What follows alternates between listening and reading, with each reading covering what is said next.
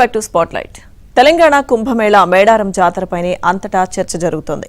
రెండేళ్లకోసారి మాఘశుద్ధ పౌర్ణమి నాడు భక్తి శ్రద్ధలతో సమ్మక్క సారలమ్మ జాతర నిర్వహిస్తున్నారు. ఈసారి జాతరకు ఎన్నో ప్రత్యేకతలున్నాయి. ఒక్క భక్తుడికి కూడా ఎలాంటి అసౌకర్యం లేకుండా చూసేందుకు ప్రభుత్వం పడుతున్న కష్టం కూడా ఒక ప్రత్యేకత.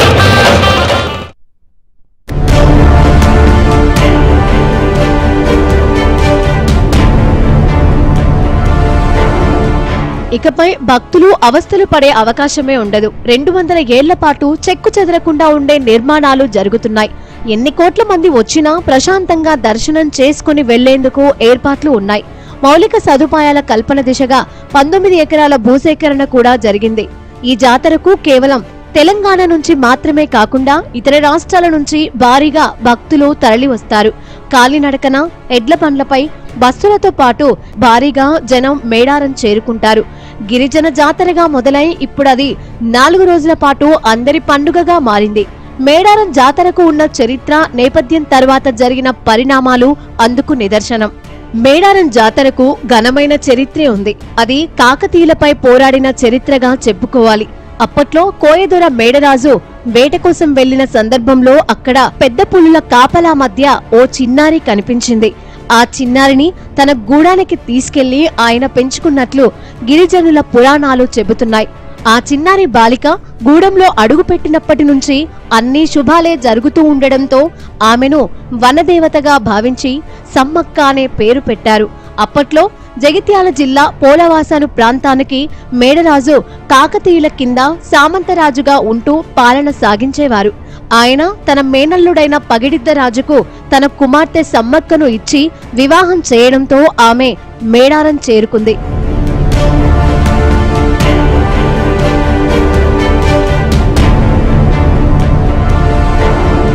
సమ్మక్క పగిడిద్దరాజు దంపతులకు సారాలమ్మ, నాగులమ్మ, జంపన్న సంతానంగా సంక్రమించారు. మేడారం రాజ్యం కరువు కాటకాల్లో ఉన్న సమయంలో కప్పం కట్టలేమని చెప్పారు. దీంతో కాకతీయ రాజులు మేడారంపై యుద్ధం ప్రకటించారు. గిరిజన రాజ్య స్వాతంత్ర్యం కోసం కాకతీయ రాజులతో జరిగిన సమరంలో సమ్మక్క కుటుంబం విరోచితంగా పోరాడింది. కాకతీయ రాజు ప్రతాపరుద్రుడు తన సేనతో మేడారంపై దండయాత్ర చేశారు.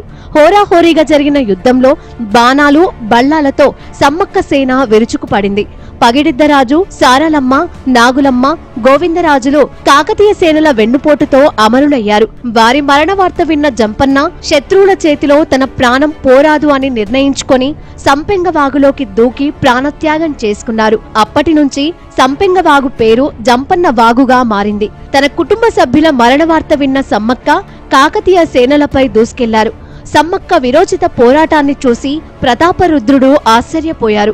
సమ్మక్క చిలకల గుట్టపైకి వెళ్లి అంతర్ధానమైంది.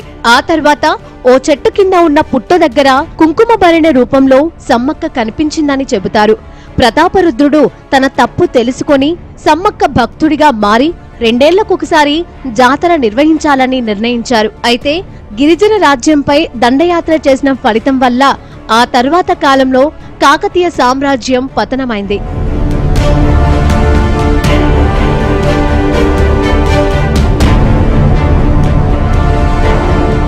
రెండేళ్లకొకసారి మాఘశుద్ధ పౌర్ణమి నాడు భక్తి శ్రద్ధలతో సమ్మక్క సారాలమ్మ జాతర కుంకుమ భరిణను అమ్మవారిగా పూజించడం కనిపిస్తుంది. జాతరలో మొదటి రోజు పగిడిద్దరాజు, గోవిందరాజులు మేడారం గద్దెలపైకి చేరుకుంటారు. ఆ తరువాత సారాలమ్మను కన్నెపల్లి నుంచి తీసుకొచ్చి కొలువు తీరుస్తారు. అనంతరం సమ్మక్కను చిలకల గుట్ట నుంచి తీసుకొచ్చి అంతా గద్దెలపై కొలువు తీరిన తర్వాత భక్తులు మొక్కులు చెల్లించుకుంటారు. అనంతరం అమ్మవారి వనప్రవేశంతో జాతర ముగుస్తుంది. తెలంగాణ రాష్ట్రం ఏర్పడ్డాక 2014లో మేడారం జాతరను రాష్ట్ర పండుగగా ప్రభుత్వం గుర్తించింది. ప్రస్తుతం రేవంత్ రెడ్డి ప్రభుత్వం ఆదివాసీల చరిత్ర, సంస్కృతి, సాంప్రదాయాలపై ప్రత్యేక దృష్టి పెట్టింది. ఆదివాసీల 236 వేల్పు జాతరలను వెలుగులోకి తెచ్చింది. పూజారుల గొట్లు, గోత్రాల చిహ్నాలను సేకరించింది. వాటినే అక్కడ శిల్పాలుగా మలిచింది. జంపన్న వాగులో స్నానాలు ఆచరిస్తే తమ కోరిన కోరికలు నెరవేరుతాయని భక్తులు విశ్వసిస్తూ ఉంటారు. మేడారం వచ్చిన భక్తులు తలనీలాలను సమర్పిస్తారు. అనంతరం జంపన్న వాగులో స్నానమాచరించి ఆ తల్లులను దర్శించుకుంటారు. భక్తులకు ఎలాంటి ఇబ్బందులు తలెత్తకుండా జంపన్న వాగు వద్ద తెలంగాణ ప్రభుత్వం అన్ని రకాల ఏర్పాట్లు చేపట్టింది. స్నానాలు చేసేందుకు ట్యాప్స్ సైతం అమర్చింది.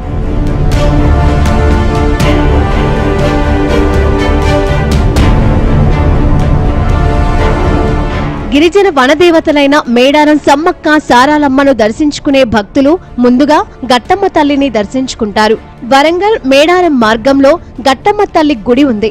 వివిధ ప్రాంతాల్లో గట్టమ్మ తల్లికి ఆలయాలు ఉన్నప్పటికీ ములుగు గట్టమ్మ తల్లికి ఇంచుమించు సమ్మక్క సారాలమ్మ తల్లులంత వైభవం ఉంటుంది. మేడారం ములుగు మార్గంలో ఉన్న గట్టమ్మకు తొలి పూజలు జరిపాకే భక్తులంతా మేడారానికి వెళ్తారు. ఈ ఆలయాన్ని గేట్వే ఆఫ్ మేడారంగా పిలుస్తారు. గిరిజనుల సాధికారత కోసం సాగించిన యుద్ధంలో సమ్మక్క తల్లికి గట్టమ్మ అంగరక్షకురాలిగా ఉండేది. అసమాన ధైర్య, శౌర్య, పరాక్రమాలతో అనుపమ త్యాగశీలంతో శత్రువులపై యుద్ధం చేసి వీరవనితగా పేరు తెచ్చుకొని చరిత్రకెక్కారు. గట్టమ్మ తల్లితో పాటు అంగరక్షకులుగా సూరపల్లి సూరక్క, మారపల్లి మారక్క, కోడూరు లక్ష్మక్క తదితరులు సమ్మక్క తల్లిని యుద్ధంలో శత్రువుల ఆయుధాల దాడి నుంచి కాపాడుతూ తమ ప్రాణాల్ని పణంగా పెట్టి అమరులయ్యారు. అందుకే ఈ అమరవీరులను కూడా గిరిజనులు దేవతలుగా మలుచుకొని వారికి గుళ్ళు కట్టి పూజలు చేస్తున్నారు. కాకతీయ చక్రవర్తి ప్రతాపరుద్రుడితో జరిగిన యుద్ధంలో సమ్మక్క తల్లి కుటుంబంతో పాటు ఎంతో మంది ఆదివాసి గిరిజన కోయవీరులు అమరులైనప్పటికీ వారందరికన్నా గట్టమ్మ తల్లికి ఎక్కువ కీర్తి దక్కింది. అందుకు గట్టమ్మ తల్లి సమ్మక్క తల్లికి నమ్మిన బంటు కావడం వల్లనేనని చెబుతారు. వనదేవతలకు నమ్మిన బంటు అయిన గట్టమ్మ తల్లి సమ్మక్క సారాలమ్మ తల్లులతో సమానంగా పూజలు అందుకుంటున్నట్లు భక్తులు చెబుతారు. అనేక మంది తమ సమస్యలను పరిష్కరించాలని గట్టమ్మ తల్లికి మొక్కుకుంటూ వరాలందుకుంటూ ఉంటారు.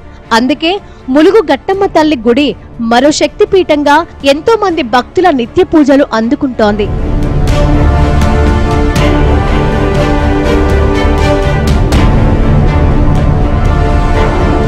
ఈసారి జాతరలో చాలా వినూత్న నిర్ణయాలు అమలు చేస్తున్నారు. అందులో భాగంగా ఈ ఏడాది జాతర పూర్తిగా మహిళల ఆధ్వర్యంలోనే జరగనుంది. ఈ మేరకు మహిళలతో ట్రస్ట్ బోర్డు ఉత్సవ కమిటీ ఏర్పాటు చేశారు. మంత్రి సీతక్క వినూత్న ఆలోచనల ఫలితమే స్త్రీ శక్తితో జాతర నిర్వహించే సంకల్పమని చెప్పుకోవాలి. చైర్పర్సన్, వైస్ చైర్పర్సన్, 11 మంది డైరెక్టర్లు, ఎక్సాఫిషియో సభ్యులతో కలిపి మొత్తం 14 మందితో మేడారం ఉత్సవ కమిటీ ఏర్పాటు చేశారు. అదనంగా ఒక పురుషుడు కూడా ఉన్నారు.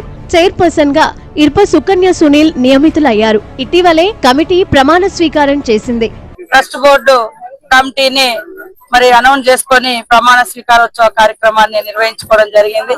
ఈసారి విశేషం ఏంటంటే గోడల గుడి నిర్మాణం ఎట్లయితే పునర్నిర్మాణం జరిగిందో ఆ సమ్మక్క సారలమ్మ సన్నిధిలో ఈసారి కమిటీ మొత్తం కూడా పూజార్ల సంఘం గౌరవ అధ్యక్షులు జగ్గారావు తప్ప మిగతా వాళ్ళందరూ కూడా ఆడవాళ్లతోటే మహిళలతోటే కమిటీని ఏర్పాటు చేసుకోవడం జరిగింది. మేడారం జాతరలో భక్తులు, యాత్రికుల భద్రతకు ప్రభుత్వం ప్రత్యేక ప్రాధాన్యం ఇస్తోంది. ఆసియా ఖండంలోనే అతిపెద్ద గిరిజన జాతరకు ఎలాంటి లోటు రాకుండా చూసుకోవాలని రేవంత్ రెడ్డి ప్రభుత్వం నిర్ణయించుకొని ఆ దిశగా అడుగులు వేస్తోంది.